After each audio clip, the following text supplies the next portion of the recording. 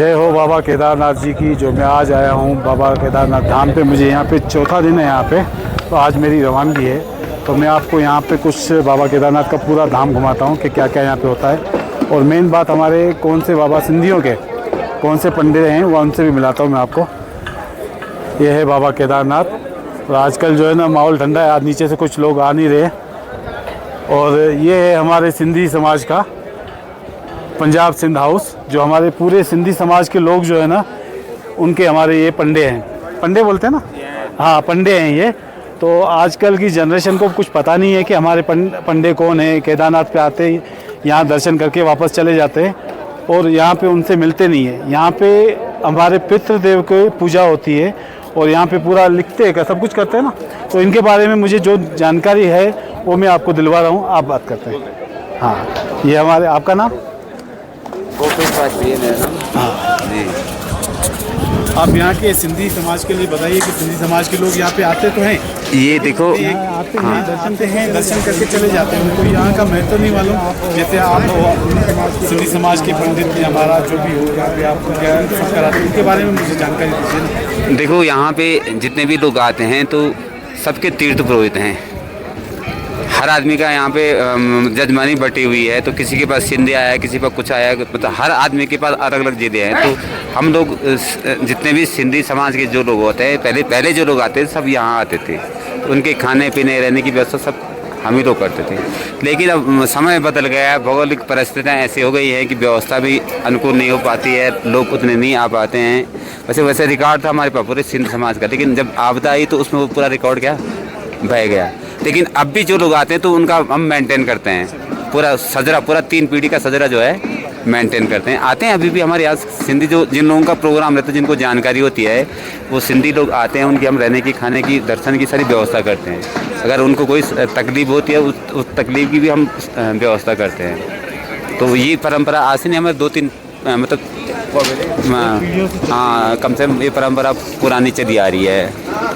तो यही होता है। लेकिन अब जब से ये आपदा आई है तब से ये सब समाज हिसाब किताब भी सब बदल गया है, वो भाव नहीं रहा। यहाँ जो आपके सिंधी समाज जुड़े हुए हैं जी, कौन से शहर के, पाकिस्तान के, सिंध के कौन से यहाँ इससे जुड़े हुए हैं आप लोग? अपना जैसे कराची हो गया, जंग है, झेलम है, सक्कर है और बहुत सारे लोग हैं। हाँ, शिकारपुर है कि अब तो अपना इंडिया ही में सब लोग पूरे बस गए हैं। हर जगह सिंधी कैंप बने हुए हैं। अच्छा, उनको कुछ मैसेज देना चाहोगे कि जैसे न्यू जनरेशन है, मैं तो भाई नई जनरेशन को आओ, अपने सिंध, जो अपने यहाँ सिंध समाज की धर्मशाला है उसमें रुको, उसको बनाओ, उसका निर्माण करो। भाई एक एक ईंट भी अगर करते हैं तो बहुत कुछ हो जाता है। नहीं होता है, श्रम बिंदु निपाते न कर्म श्रम, बूंद बूंद से गड़ा पड़ता है। जी। लेकिन हम सिंधियों की यहाँ सेवा खूब करते हैं, खाना पीना रहना। अभी जैसे हमारे सिंधी लोग आते हैं, उनको कुछ पता नहीं है और वो उनके मन में यही रहता है कि रूम के 10,000 लेते हैं, 15,000 लेते हैं, 20,000 लेते हैं, हम परेशान होते हैं। तो ऐसा है, देखो अब जहाँ तक आपने रूम का बोला है, तो अभी हेलीपैड के पास में GNBN का है, डबल टेकर। तो पर हेड टॉयलेट नहीं है, बाथरूम में 900 रुपये एक आदमी वहाँ दे रहा है गवर्नमेंट का, डबल टेकर का। जैसे डबल टेकर नहीं था अप एंड डाउन का डबल टेकर। आपको अगर उनका हट लेना है 2000 में 2 बेड देंगे। 2000 में 2 बेड, अप एंड डाउन 2 देंगे। और जो उनका टेंट है उसका 700 रुपये है। एक टेंट में 5 लोग रहते हैं। तो अगर यहाँ उनको 2000 रुपये बेड सेपरेट रूम मिल रहा है, 4 बेड का अगर 8000 में मिल रहा है विद गीजर है, तो महंगा कहाँ है? महंगा कहाँ है? एक और बात बोलूँगा। देखो साहब, मेरी बात सुनो, हर आदमी का एक ही फोकस रहता है कि यहाँ के तीर्थ पुरोहितों ने इतना पैसा लिया है। तो ये नहीं देखती कि मतलब जो 6 महीने यहाँ सरकार की जो व्यवस्था है, जो देख रहे हैं, जो रेट सरकार ने खोला है, अब 900 रुपये तो उनका रेट है एक बार के। तो अगर यहाँ 1000 रुपये ले रहे हैं तो कोई बुरा नहीं है, पक्का भी तो दे रहे हैं। डेली तो नहीं दे रहे, साल में एक बार, साल भर में एक बार है, 5 साल में। देखो प्रभु, अगर अभी भीड़ भाड़ कम होते हैं तो लोग, हेलो, तो ऐसा होता है ना, हर चीज़ का पहलू देखना पड़ता है। आप एक ही आंख से मत देखो ना, दोनों आंख से आपको देखना पड़ेगा ना। अगर आप एक आंख से देखेंगे तो आपको तो फिर क्या। मैंने एक बात ये भी सुनी है जी कि हम और जो ये सिंध वाली आपकी खेती है। बिल्कुल खेती है। हाँ, हमारी खेती है ना वो, हम आपकी खेती है, हमारा अधिकार है। अगर हमारी फसल आप नहीं खाओगे जी जी। तो किसान जैसे बिना फसल के कैसे नहीं नहीं, ये हमारी खेती है साहब, ये खेती है, ये हमारी खेती है। और हम पुरोहित ये चाहता है कि खेत हरा भरा रहे, खेत हरा भरा, सबका कल्याण हो, सब सुखी रहें, सब संपन्न रहें। कौन कौन चाहता है कि मेरा खेत सूख जाए? हर आदमी की आशा तृष्णा रहती है कि भाई खेत हरा भरा रहेगा, खेत हरा भरा रहेगा तो कुछ न कुछ तो मिलेगा ही मिलेगा। खेत सूखा रहेगा तो क्या मिलेगा? कुछ नहीं मिलेगा, है ना। तो खेत हरा भरा रहे, हम तो विश्व कल्याण के लिए बैठे हैं, ये नहीं अपने कल्याण के लिए। सब सुखी रहें, महादेव सबका कल्याण करे। और यहीं से महादेव जो है पूरी सृष्टि को चलाते थे। जब महादेव को विरक्ति होती थी तो महादेव हिमालय पहुंच जाते थे। तो अभी आप हिमालय की गोद में बैठे हुए हैं। और देखो, जब आदमी को अनेक जन्मों की सिद्धि होती है तब आदमी इस भूस्वर्ग वैकुंठ धाम में आता है। ये है मोक्ष धाम, है ना, तब आता है। इसको मोक्ष धाम बोलते हैं। पांडव जो लोग जो आए तो मोक्ष के लिए आए थे। तो इस मंदिर का जो प्रचार प्रसार और जो आप देख रहे हैं तो ये द्वापर का है। जी जी, ये द्वापर का है। और इसका प्रचार प्रसार आदि गुरु जो शंकराचार्य थे हमारे, उन्होंने जब 32 वर्ष की उनको विरक्ति हो गई थी तो 32 वर्ष की आयु में जब वो केदारनाथ जब पहुँचे तो उन्होंने यहाँ पे इसका बद्रीनाथ और केदारनाथ का प्रचार प्रसार किया। और यहीं पे अपना मंदाकिनी और सरस्वती के बीच में एक छोटा सा संगम था। तो वहीं पे उन्होंने 32 वर्ष की आयु में योग द्वारा समझ गए ना, योग के द्वारा सांस रोक के क्या यहीं पे समाधि दी थी। जी जी, तो ये यहाँ का वर्णन है। मैं तो सिंधी समाज से बोलता हूँ, आप आइए, यहाँ की जो अव्यवस्था है उस भाई कुछ सहयोग कीजिए। बाकी यहाँ पे जो भी सेवा भाव होगा तो हम लोग बैठे हुए, आज से नहीं, हमारे दादा बाबा जैसे होता है पीढ़ी दर पीढ़ी ये व्यवस्था है। और सभी सिंधी लोगों को मैं यही कहता हूँ, सबका मंगल होए, सबका सुख और शांति सबके घर में बनी रहे और सबका उद्धार हो जाए। तो यहाँ की एड्रेस और यहाँ का मोबाइल नंबर बस यही पंजाब से ना सामने रहिए सामने। जी जी। और यहाँ का कुछ मोबाइल नंबर वगैरह उस पर लिखा हुआ है, वो देखो आपका नहीं देखो, वो लिखा हुआ है। आपका नंबर देखो। हाँ, 9897 11 2987। कोई भी आपको समस्या हो तो इस नंबर पर बात करें। आप महाराज का नाम है गणेश अवस्थी है, ठीक है। जय श्री केदार, हर हर महादेव। अब आपसे जी, ये तो हो गई जानकारी हम सिंधियों के लिए। हाँ, वो यहाँ पे सब कुछ क्या है। जी जी। और जितनी हो सकी उन्होंने जितना भी हुआ उसको बता दिया।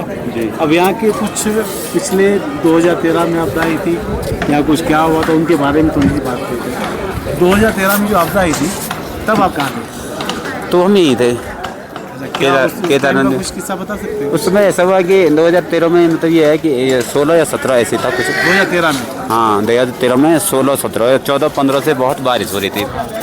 और 16 को बड़ा शाम को लगभग आरती के टाइम पर अफरा तफरी का थोड़ा सा माहौल हो गया था। बारिश ज़्यादा पानी आने से 2013 में आपदा आई थी, 16 में? आप भी बोलो 13 में आई थी कि 16 में आई थी? 13 में आई थी ना? 13 में आई थी भैया। आप 16 की बोल रहे थे? 16-17 तारीख बता रहा हूँ मैं। 16, ठीक है।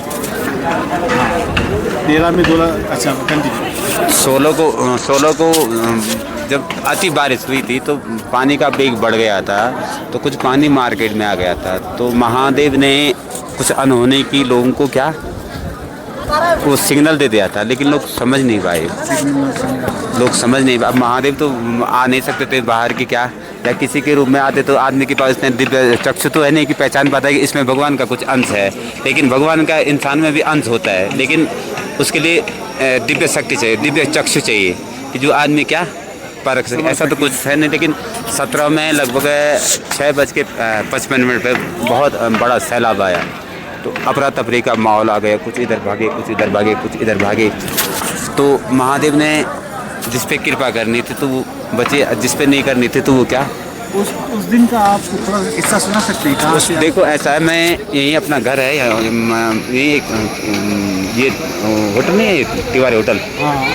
तो इसी के पीछे एक और बह गया है, लेकिन अभी वो तोड़ दिया है। लेकिन उसमें हम लोग 100 लोग थे। अच्छा, 100 लोग थे उसमें। वो मकान बच गया मतलब एक प्रॉब्लम। देखो ऐसा होता है कि आप अगर अच्छे यहाँ तीर्थ में बैठ करके आप अच्छा काम करें तो आपको मौके ही मौके होते हैं, है ना, मौके ही मौके। तो हमें पूर्ण विश्वास था कि हमने अपने जीवन में यहाँ तब के अलावा, अब तो भीड़ तो अब आ रही है, उसमें भीड़ थोड़ी नहीं था। हमने किया क्या, पैसा भी नहीं, हमने केवल तब किया है।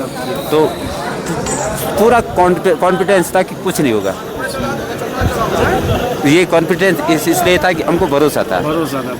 जैसे छोटा बच्चा है, जैसे ऊपर आप छोटे बच्चे को किसी छत में रखो और उसका बाप अगर नीचे बैठा उसको बोलो कूद जाओ तो देखता नहीं, वो कूद जाता है। उसको पता है कि क्या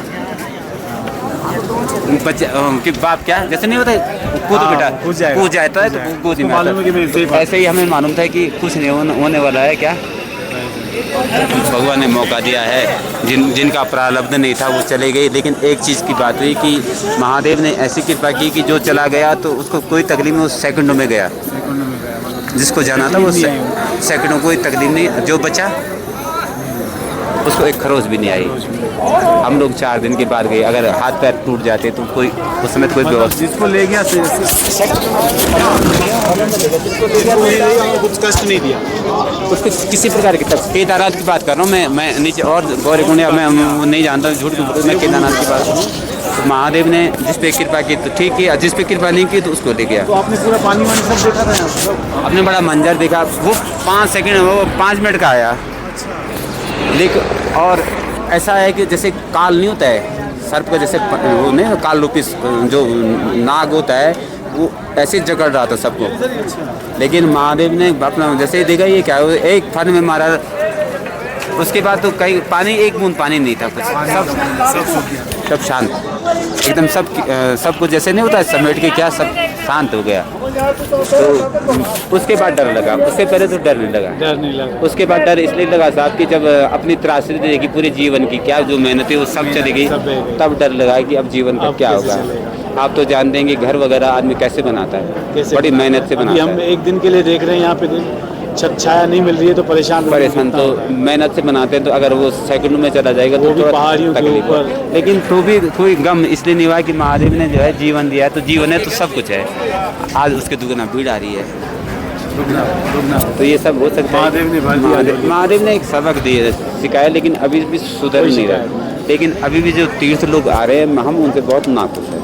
अच्छा। तीर्थ की मर्यादा से नहीं आ रहे हैं, जो ये नए लड़के आ रहे हैं वो जैसे पिकनिक का जो स्पॉट जो बनाया है उससे थोड़ा सा क्या ये कहानी है दूसरी कहानी तीसरी अब चालू होगी कि जो पिछले श्रद्धालु थे कैसे आते थे, आज के श्रद्धालु कैसे आ रहे हैं उनके बारे में हम बात करते हैं। और ये इनसे पूछते हैं कि आज के जो ये हर हर महादेव के ये लगाते हैं जय जय महादेव, तो ये फेक हैं कि ओरिजिनल हैं इनकी श्रद्धा, क्योंकि ये जानते हैं कि ये कैसे यात्री हैं और कैसे नहीं है, इनके बारे में इनसे पूछते हैं। ये जो आजकल के यात्री आ रहे हैं उनके बारे में आपका क्या कहना है? महाराज जी आजकल के 50% तो ये अभी वर्तमान में जिस प्रकार से यात्री बस चालू करूं, आप बोल दिया। अभी वर्तमान में जो आप जो भीड़ देख रहे हैं, जो दर्शनार्थी जो आ रहे हैं और जो जिस हिसाब से ये लोग आ रहे हैं, तो उसमें 50% यात्री तो इन्होंने यहाँ पर्यटक स्थल या वो अपना जो हनीमून जो इस बनाया है, कमरों से शराब की बोतलें निकलती है, तो बड़ा तकलीफ होता है, दर्द होता है। बस मतलब रील बनाने के लिए आ रहे हैं, इनका महादेव से कोई मतलब नहीं है। इनका वो जो फोटो सेक्शन है रील पता नहीं क्या भी जो बनाते हैं, तो 50% लोग ये आ रहे हैं, और जो 50% जो धार्मिक लोग आ रहे हैं तो वो लोग इनमें पिस रहे हैं। उनकी जो मान मर्यादा है वो सब खत्म हो रही है। तो मैं तो चाहता हूँ कि प्रशासन से कि जो ऐसे लंपट लोग आए हैं जरा इनकी पूरी जांच पड़ताल करके उनको यहाँ भेजे, जो तीर्थ की जो है मर्यादा बनी रही है। तो हमें तो मर्यादा से मतलब है साहब, हमें पैसे से मतलब नहीं, मर्यादा से, है ना। जीवन में पैसा ही सब कुछ नहीं होता है, सबसे बड़े मान और मर्यादा होता है, धर्म का भाव होता है। मैं तो बोलता हूँ आइए नए लड़के आइए, हमें नहीं है लेकिन मर्यादा से आइए, जैसे तीर्थ के हिसाब से और दर्शन कीजिए और जाइए। लेकिन ये जो अपना पिकनिक स्पॉट गाने लगाए हैं, गाना पी रहे हैं, दारू पी रहे हैं, तो ये कोई तीर्थ यात्री नहीं, मेरे हिसाब से तो ये पर्यटक है। इन्हीं की लोगों की वजह से अव्यवस्था है, हर चीज़ में अव्यवस्था होती है। इनके मन में अगर इनका दर्शन नहीं हुआ तो ये यूट्यूब में वीडियो बनाते हैं कि यहाँ इतने का, झूठ बोलते हैं, इतने का पानी दिया, इतने का कमरा दिया, 6000 का कमरा लेते हैं, बोलते हैं 12000 का कमरा दिया है। अब सच्चाई तो परमात्मा जानता है या हम ही लोग जानते हैं, बाकी तो जो बाहर लोग हैं उनको क्या मालूम कि वहाँ क्या हो रहा है। तो आप आइए, सभी लोगों का स्वागत है, और तीर्थ के हिसाब से आइए, तीर्थ के मर्यादा से आइए। कल यहाँ पे फटाके फोड़ रहे थे, ये कौन, यहाँ के उत्तराखंड के? नहीं, ये मैं जो 50% की बात कर रहा हूँ वही थे। अच्छा। हाँ, वो लेके आते हैं ना। अब ये मानो कीर्तन ला रहे हैं, ये ला रहे हैं, वो ला रहे हैं ना, क्या है ये? ऐसा होता है क्या? है ऐसा नहीं होता है महाराज। मान जब ये पांडव यहाँ पे उनको मोक्ष मिला, पांडवों के पास तो कुछ भी नहीं था, सिर्फ साधना था, पानी था, तो थोड़ा पांडवों को मोक्ष तुरंत मिला क्या? पांडवों ने कई वर्षों तक यहाँ तक ऐसा दर्शन नहीं मिला कि वो आगे तो हम गेस्ट हैं महादेव पहुंच गए, ऐसा नहीं हुआ दादा, ऐसा नहीं हुआ। पांडव लोगों ने भी जब उत्तराखंड में आए तो भगवान श्री कृष्ण ने उनका साथ छोड़ दिया था। महाभारत खत्म होने के बाद में भगवान श्री कृष्ण ने उनका साथ छोड़ दिया था। हाँ, तो उन्होंने कहा कि हे माधव ये क्या कर रहे हो? ये सब आपने कहा, चाहे धर्म का है चाहे अधर्म का है, ये आपने ये सब कर दिया है, अब हमारा कल्याण कैसा होगा? समझ रहे? उन्होंने कहा मेरी बस का नहीं है, महादेव ही तुम्हारा कल्याण करेंगे, आप हिमालय जाइए। तो फिर उस समय भगवान शंकर का वास गुप्त काशी में था। आपको गुप्त काशी मिलेगा। तो जब अब तो अंतर्यामी थे महादेव, उन्होंने क्या हुआ रहे तो बाबा वहाँ से गायब हो गए, इसलिए उस गुप्त काशी है। तो फिर उन्होंने वहाँ पे माता की पूजा अर्चना की, विनती की, बोला कि महादेव के दर्शन कैसे होंगे? तो उन्होंने कहा बाबा तो हिमालय में जाएंगे। तो फिर वो लोग यहाँ पे आए। यहाँ पे आए तो उन्होंने कई वर्षों तक यहाँ तपस्या की, ये नहीं आए काम बन गया। कई वर्षों तक साधना करनी, कई संघर्ष करना पड़ा ना, अंत तक संघर्ष करना पड़ा। तब जाके वहाँ तब महादेव ने उनकी परीक्षा ली, उसमें जब वो पास हुए तब जाके उनको दर्शन दिया साक्षात, तब उनको रास्ता बताया आगे ये स्वर्गारोहणी है, यही लोग गले थे मोक्ष के लिए। हाँ, तो ऐसा है कि धीरे धीरे करते गए तो हर आदमी उनमें पांचों भाई की खूबियाँ थी। तो पांचों को मतलब जैसे अपना ये था नकुल खूबसूरत था ना, नकुल पारदर्शी था, तो उसको उसका अभिमान था। सहदेव खूबसूरत था, उसका अभिमान था। भीम तो आप जानते हैं महाबली था, उसको ये तो बहुत लंबी चौड़ी मैं मोटा बता रहा हूँ कि ये ऐसा क्यों हुआ। क्या भीम का प्रमाण अभी भी है, जैसे भीमशिला पीछे आ गई, वो तो आई ना। और उसको तो आप जानते हैं अर्जुन को तो गांडी था, लेकिन धर्मराज था। उन्होंने एक ये जो कहानी हुई एक झूठ के माने उनको भी इसका प्रायश्चित करना पड़ा कि नरोबा कुंजरोबा, ये भी नहीं बोला था कि ये वाला एक के लिए, तो एक के लिए उनको भी ये प्रायश्चित करना पड़ा। अंत में जब सब गल गए तो धर्मराज जब बचे तो भगवान ने कुत्ते का रूप रखा, उस पर कीड़े पड़े हुए थे भयंकर। जैसे नहीं होता है कोई कुत्ता अगर सड़ रहा है, जैसे गल रहा है, तो आदमी दूरी से भाग जाता है। तो जब पुष्पक विमान आया तो धर्मराज को बोलो बैठो और चलो, अब मैं तो आपको क्या स्वर्ग लोग लेके चलता हूँ। वो परीक्षा थी लास्ट वाले, तो उन्होंने कहा महाराज ये कुत्ता भी जाएगा। उन्होंने कहा कुत्ता तो नहीं जाएगा। तो उन्होंने कहा अगर कुत्ता नहीं जाता तो क्या, मुझे भी नहीं चाहिए मोक्ष। तो बस फिर भगवान प्रकट हुए, फिर उनको बिठा करके पुष्पक विमान में ऊपर क्या मोक्ष के लिए। ये एक छोटी सी कहानी है, बड़ा वो तो वृतांत तो बहुत लंबा है ना, पर ये छोटी सी कहानी है। और इसी नाम इसका केदारनाथ का मतलब है कोदारम, कौन उद्धार करेगा? सीधी सी मतलब महादेव उद्धार, सबका उद्धार तो वही करते हैं, तो इसका मतलब है केदारम ये है। मैं लास्ट टाइम आया तो मेरे को यहाँ पे एक बाबा मिले थे, यहीं के इनके जैसे ही पंडित लोग थे, तो उन्होंने मुझे पांडव का मोक्ष का द्वार बताया। मैं उसके बारे में एक बात करता हूँ। ये जो एक दरवाज़ा बंद रहता है, हाँ इधर पश्चिम, क्या बात है? पश्चिम बोला कि ये मोक्ष द्वार है, मतलब नहीं मोक्ष दक्षिण होता है, पश्चिम कहाँ होता है? उसके बारे में कुछ चर्चा करें। मोक्ष होता है, आप हिंदुस्तान में कहीं भी जाएंगे आपको मोक्ष का कहीं नहीं मिलेगा, दक्षिण नहीं प्रवेश नहीं मिलेगा। आप घूमेंगे ना, आप तो अभी आपको इतना जानकारी नहीं।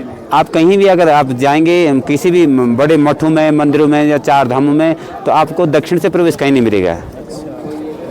तो दक्षिण से प्रवेश इसलिए करते हैं कि मोक्ष की कामना। हर आदमी चाहता है कि मैं उल्टा सीधा करके लास्ट में मुझे मोक्ष मिल जाए। चाहता है नहीं चाहता, यही चाहता है मैं कितना भी पाप कर दूं कि लास्ट में तो हर आदमी ये चाहता है कि मुझे मोक्ष मिल जाएगा। लेकिन मोक्ष के लिए भी तो वो साधना करनी पड़ती है ना, है ना। तो आप कहीं भी जाएंगे तो दक्षिण कहीं नहीं मिलेगा। आप यहाँ जब प्रवेश करेंगे तो दक्षिण से प्रवेश करते हैं। अब इसका बड़ा हिसाब किताब है। तो आगे तो कई जो अंदर सभा मंडप है, एक वहाँ कुंड है, तो उसके वहाँ हवन वगैरह कभी करते होंगे, कुछ करते होंगे, तो वो तो बड़ा वृत्तांत है। अब बंद कर दिया ना वो उस समय, तो वो राजा परीक्षित ने बनवाया था। पांचों पांडव हैं अंदर, है कि नहीं है? तो अपनी मूर्तियाँ अपने आप नहीं लगती है, वो दो पार्ट में बनाया है।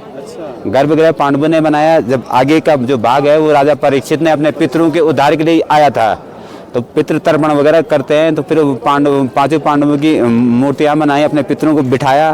फिर कुंती भगवान अपने गुरु कृष्ण को बिठाया मोक्ष के लिए, पितृ उद्धार के लिए। जैसे एक मतलब आप इस युग में आते हैं, जैसे एक फर्ज होता है इंसान का होता है कि अपने पितरों के प्रति वो निभाया है, तो इसलिए इसको मोक्ष धाम कहा जाता है कि दक्षिण की वजह से, जो दक्षिण जो है प्रवेश होता है तो मोक्ष।